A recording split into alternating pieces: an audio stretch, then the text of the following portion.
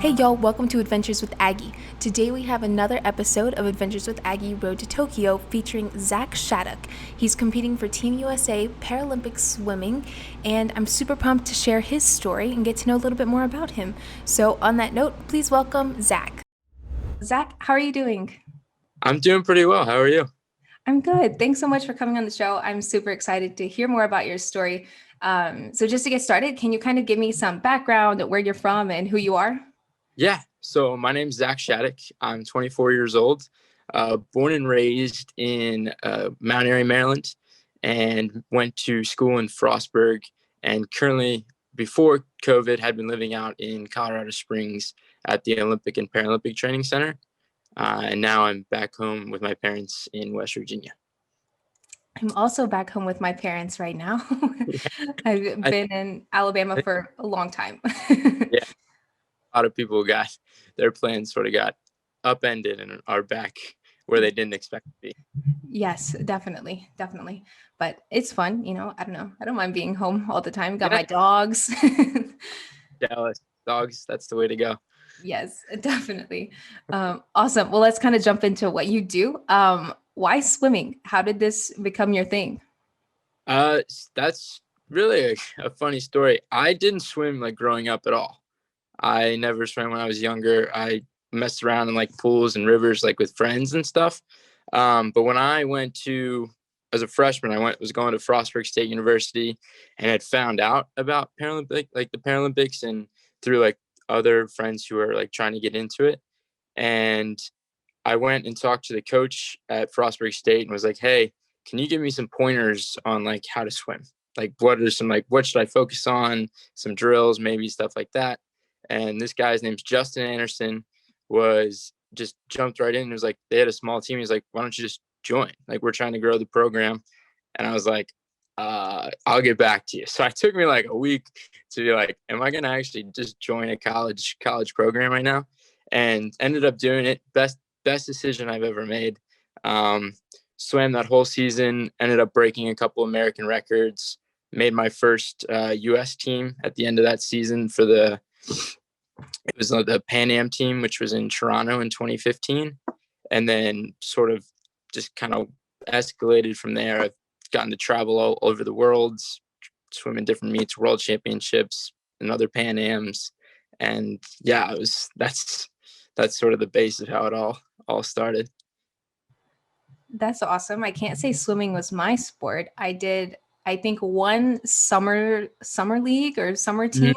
Mhm. Didn't enjoy those 6 a.m. practices. That was not my favorite. That's not mine either. And like, yeah, like I said, I hadn't swam before. I played soccer, basketball, I wrestled. Those were like my sports growing up. And then swimming just sort of happened. It was like an opportunity. It was something that was made available to little people in the like Paralympics, and just sort of took it just to see where it could go. And it's taken me a long way. So I can't complain. Yeah, I love it. Jump right in. That's awesome. Yeah. So fun. Cool. So how'd you end up at Frostburg? I'm curious. I always love hearing about how people pick their schools. Mine was based on what I originally was going to study. So I Okay. was like, growing up, I was big into like wildlife and animals. I was like going to be like the next, like, I was going to be the little person version of like Steve Irwin. I was going Okay. to, that kid. And so they had a wildlife biology program there. So I applied for that and then did that for 2 years and then realized I wasn't as good at biology as I thought I was. So went and did parks and recreation. Um, and that just happened to be how I got into Frostburg and what led to the swimming. Awesome. That's so Yeah. cool. I think in this past year, I've had more of a fascination. Maybe it's because I'm living in Alabama for the last like 8 or 9 months now. Okay. But I've had like this huge fascination with like nature, trees and stuff. I mean, I live in Yeah. like in the woods essentially here. You don't really get that where I usually live in New York. So Yeah. Not exactly in the concrete jungle. Not quite the wildlife. definitely. Cool. Just wondering. I think that's great. Well, when did you realize that you could swim professionally? Like what, I don't know, I guess how did it come out? You kind of touched on it, but what was Yeah. that pathway and how did it start? So like the first like 3 months of my swimming career were spent learning how to swim like properly. I couldn't do like a flip turn. I could barely go back and forth like for more than like 4 or 5 laps without having to stop and be like, this is exhausting. I don't know how you guys do this. And eventually like I built up that tolerance and I picked up like things pretty quickly, fortunately.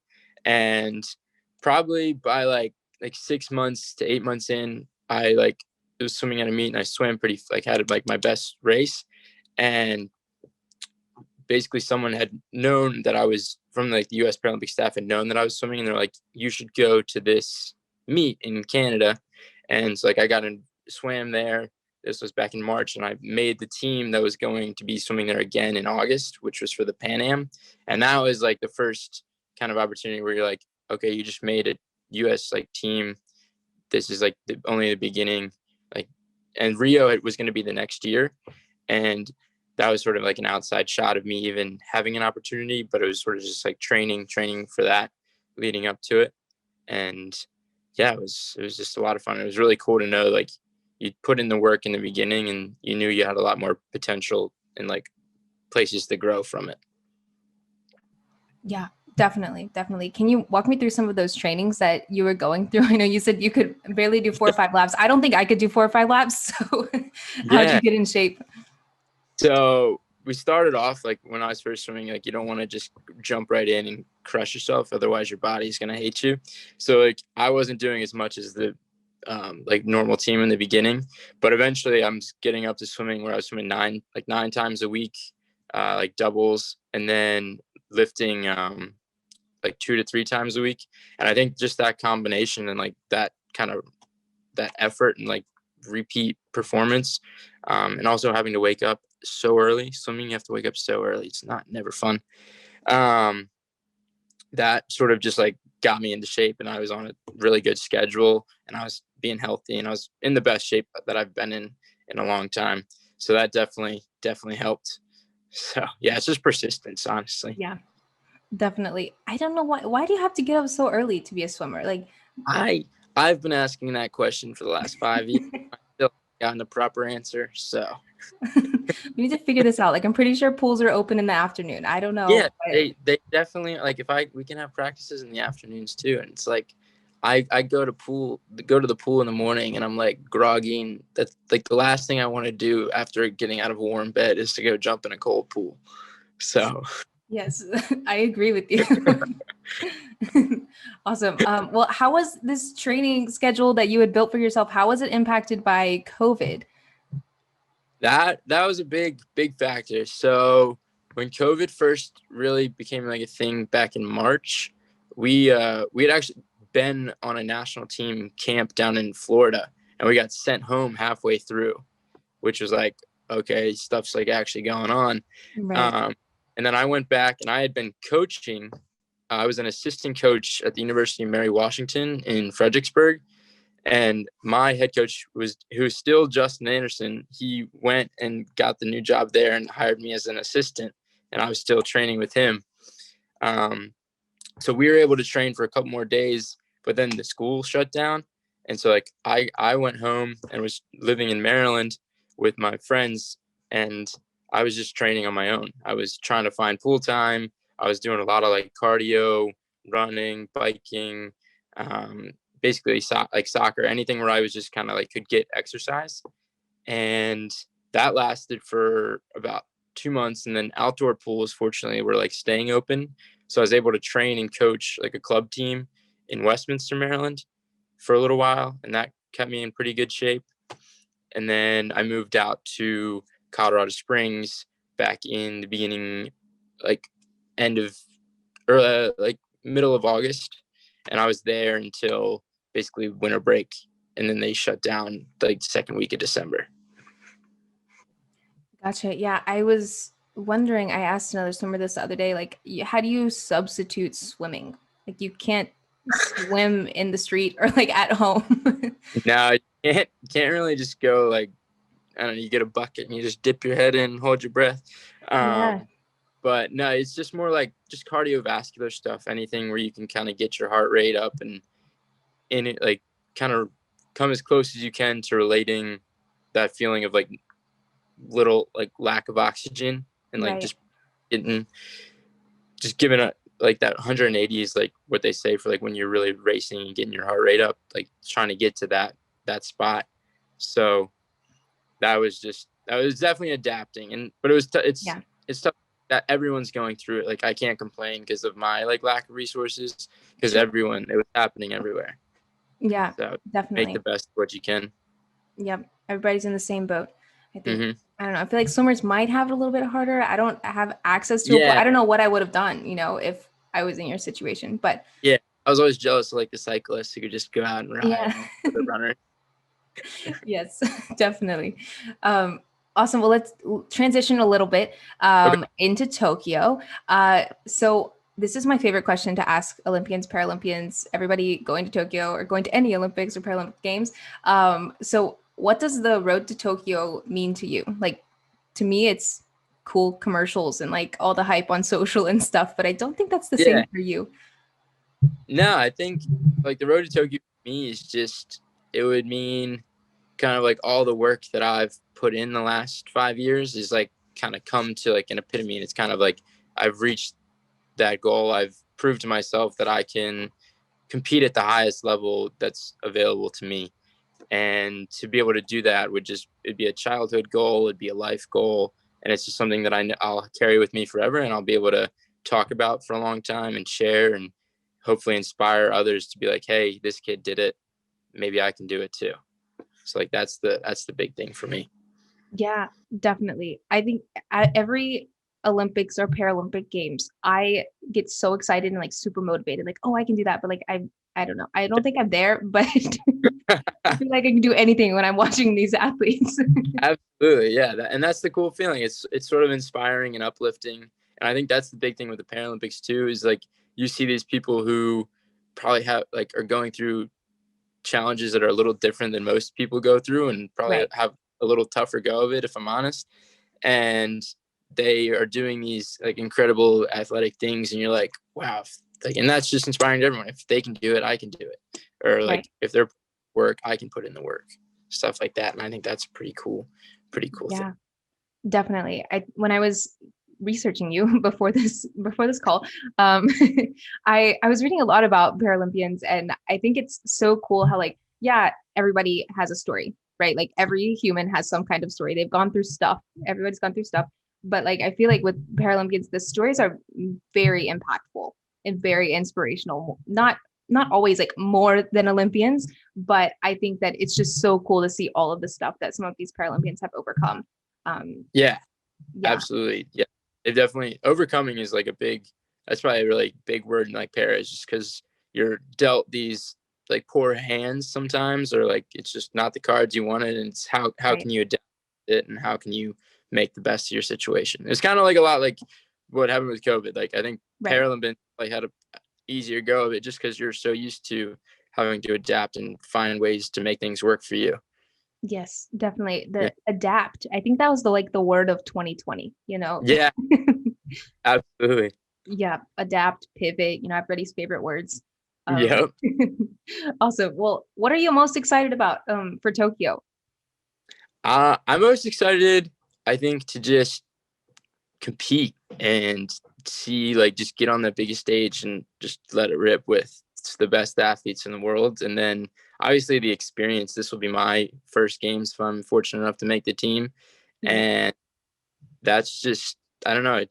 I've talked about it with athletes who have gone to previous games, and are like, man, like it's unreal. Like you think like the things you've gone to are like great, but like there's just something like a little different about the setting. And so that's the like the atmosphere of it all, I think, is what I'm looking forward to definitely. most. Yeah, for sure. I've heard like a bunch of different people saying like, oh, it'll probably be a little different this year, but I feel like it's gonna be more focused, I think, right? Like athletes, they go there, compete, probably don't stick around because COVID things. Um, Yeah. but I don't know. And I also just think the focus that these athletes have had, like it's during COVID, and I don't know, I just trying to keep your eye on that, like during this past year of like, oh, I'm waiting, like Yeah. Yeah, that's you gotta trying to keep your eye on the prize and stay motivated has probably been a challenge for a lot of people. So it'll definitely be interesting to see how the games are run, if they're able to happen. right. Yeah, I think my goal has been to graduate from college. I can't imagine what the goal would be. Go into the Olympics or go into the Paralympics, it doesn't, I Yeah. don't know, not the same. I don't know, big college, like I mean, that's a big goal in itself, but absolutely, like for Yeah, kids, and because there's young kids too, especially in the Paralympics, like the age starts, like they start much younger than I'd say like Olympians do. And there's been like 12, 13, 14, 15-year olds who make the team. right. And so thinking about that, you're like, wow, these kids are like in high school. Like, I don't know how you like, that's just, it's crazy. Yeah. And, but at the same time, like any goal you set, like, and that goes for anybody, any goal you set, like, don't be ashamed of like what it is, just accomplish it for yourself. Yeah, definitely. I think that's just the discipline that a lot of athletes have. Like when you're 13, you're like, yeah, I'm gonna go to the Olympics, Paralympics one day. Like that's crazy to know that Hmm. already as a Yeah. middle schooler. Like, oh wow, Yeah. that's fascinating. Yeah. It's definitely interesting to think Yeah. about. Yeah. I don't think I was in that mindset when I was 13. I, there was I. Yeah. It's so cool. I was speaking with a rugby player on Team USA, and she was Okay. saying like it's really common for women in rugby to not start until college or even after college. And I was like, Interesting. that's crazy. Like it's not too late. I could do that. But Yeah. Some people just pick it up yeah, and and that's wild to me. turn I out to don't be know if pretty good. swimming works like that. It worked for you. I don't know if that I could do it though. Yeah, I don't know. There's not. People are always kind of like, when did you start? Like, kind of give you that like, double take, and you're like, because most swimmers, yeah, they're a little younger. They do like the summer leagues, year round swimming as kids, and like high school swimming. Yeah. I never. I coached it this summer. It looked a lot of fun, but Yeah. never got. Sure, sure. Yeah, that's crazy. You did lots of other things though, so you're Yeah, always active. I guess it wasn't just like, oh, sports, I'm gonna swim. Yay, Olympics, yeah, like Paralympics, whatever. yeah. No, Um, sports were always the big part of my life. yeah, that's great. Awesome. Well, kind of another transition here, but what are you doing with the team from now until Tokyo happens? That's sort of an interesting question. We're sort of getting updated like as we go through. There's nothing certainly set in stone yet with our team. Originally, like when COVID first hit, we had done a lot of like Zoom meetings and team meetings, and just kind of like making sure like as a team we were staying like connected and in touch with each other. How was everyone doing? And then sort of like people started to go do their own thing, and then we've sort of come back to it, gone away and come back. So like just that connection's been good. um, and then just sort of focusing on, we have potentially and hopefully our first swim meet is in, at least on US soil, is going to be in Indianapolis in April. And so I think that's everyone's like main focus right now, is hopefully that meet goes on, and training and just getting into your best prime position for that. Yeah, that's great. I love Indianapolis actually. I love going there. Yeah, great. That's fun. I hope it happens. April, I feel like it's gonna come sooner than we think. Yeah. Yeah. Definitely. So, what is like your motivation drive? Can you tell me a little bit about your mentors and people? Also, sorry, I didn't send you this question before. No, Um, you're good. but yeah, who has helped you along the way? I know you mentioned some of your coaches and stuff. Yeah, so some people that have definitely helped me along the way are Justin Anderson. Like, deserves the majority of this credit because he's the one that got me into the sport. He's the one that he's transitioned into para coaching too, and he was the Okay. head coach at the Pan Am meet in 2019, where I was also like team captain of that meet. So that was kind of a cool like relationship that we've had. And then Connor Giafrida was another little person who joined Frostburg when I was a senior and he was a freshman. And him, like, that was sort of like my feeling of like, I can help you like get to where you want to go, and you're going to push me to like make sure I'm not like slacking off and like Sure. just accepting where I'm at. Um, my parents, my Rich and Teresa Shattuck, and my sister Casey Shattuck, definitely deserve a ton of credit.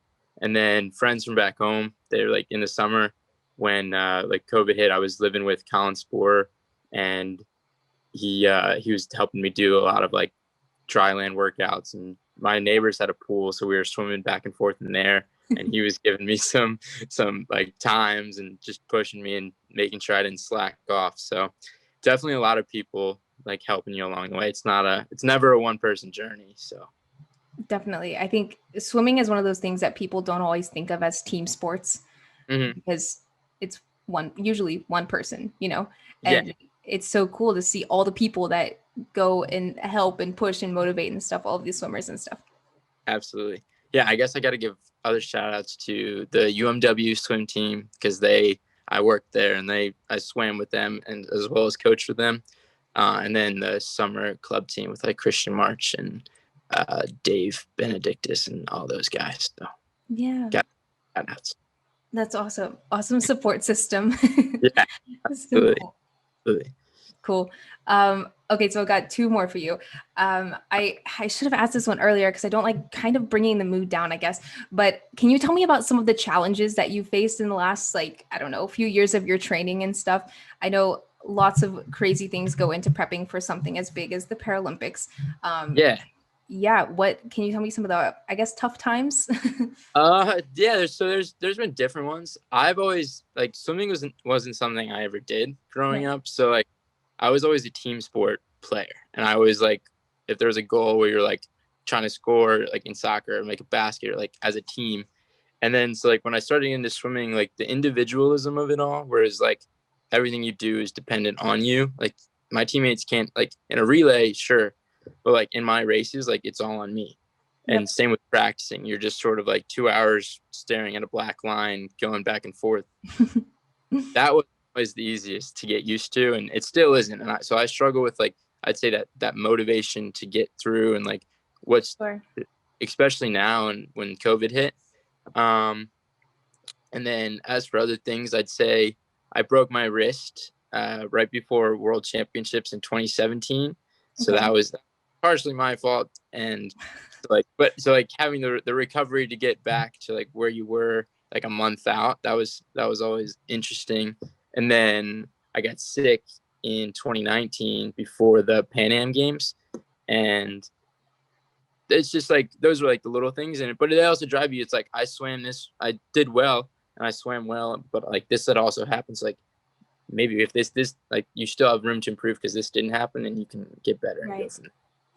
So yeah, I Yeah. mean, there's been challenges along the way, and thankfully I haven't had any like serious medical or things like that to deal with. But you just make the best of it, and everyone had to deal with COVID, and that's probably the thing Right. that most people would say. And you just adapt. Adapt is the big word.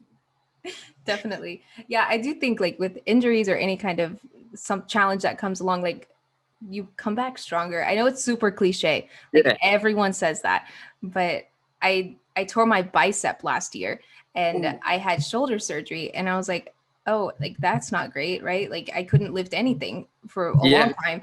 And now I'm like, oh, well, it's fixed. I can do more, like Okay. I don't have to worry about it again.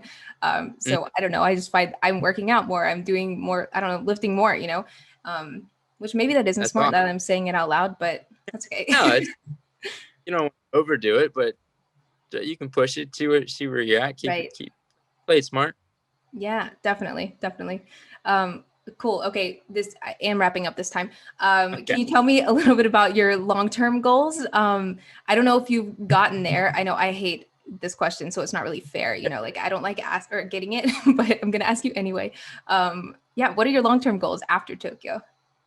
So after Tokyo, I definitely originally had been like if Tokyo had been last year, I was hoping to travel. I'm a big like travel person. I want to go see the world. So definitely want to travel. Um, and then I'm gonna hopefully work at some point. Can use this Parks and Rec degree, maybe go back and get my master's.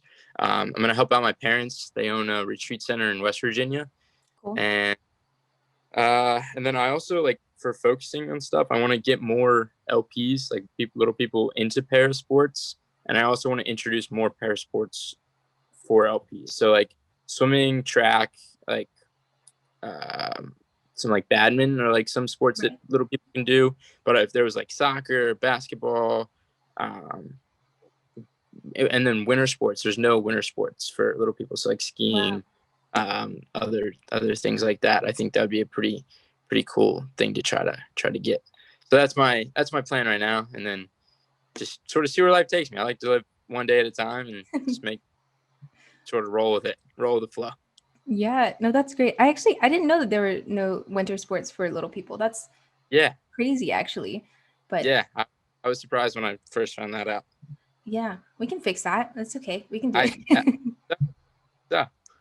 Yes, that's fun. I was speaking with a blind cricket coach the other day on the podcast, and he was talking about how his mission is also making sport available to all people, regardless of condition, disability, whatever it may be.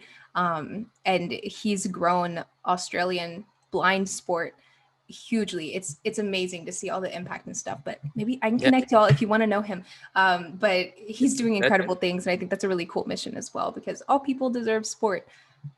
Yeah, no, I think sports something that can connect everyone, and I think the Olympics and Paralympics have almost the opportunity to be like the beginning of or the end of the beginning, and it's like they're like the tunnel where like everyone sort of comes back together after like COVID and stuff, and you get to kind of move on and like celebrate for once. And I think that would be a really cool like message. And but yeah, sports is just, it connects people, and I think that's a great thing. Definitely. That's why we're in it, I think. Yeah, It's so fun. Yeah, for sure. Okay, cool. Last question. I always end my shows on advice. So All right. what is one piece of advice you would give to your younger self? Oof, one piece of advice I'd give it to my younger self. Stay persistent. They don't like through the challenges and the struggles and like everything else. Just stay confident in yourself, trust yourself, and push forward. Like the road's gonna be tough, and you're gonna have self-doubt, but just know that like it'll all be worth it. Definitely. That's good advice. You thought of that on the spot too. I felt like that was very I did. impressive. I think that's awesome. Younger Zach would appreciate it. Yeah. Cool. Well, thank you so much, Zach. This was awesome. I know I learned so much about you and about paraswimming, and super excited to see you in Tokyo in a few months. Thank you. Yeah, and this is an awesome podcast. Great idea. I think you're doing great things, and I hope it continues to go well. Thank you. Thanks so much for sharing your awesome story, Zach. And on the next episode of Adventures with Aggie, we will feature Kaylee Gilchrist. Kaylee is a gold medalist for Team USA water polo, and she's going to compete in surfing when surfing is being offered for the very first time in an Olympic Games this year in Tokyo. So stay tuned for more episodes of Adventures with Aggie Road to Tokyo.